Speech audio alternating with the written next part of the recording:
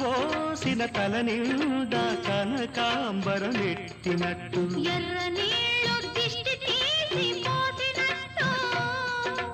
ఎర్ర నీళ్ళు దిష్టి తీసి పోసినట్టు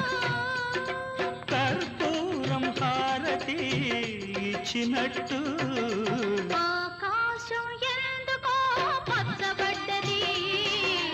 ఆ నడుమ బొట్టేమో ఎర్రబడ్డది వీచే గాలుల తాకిడి సాగే గువ్వల అలజడి రమ్మని పిలిచే పైబడి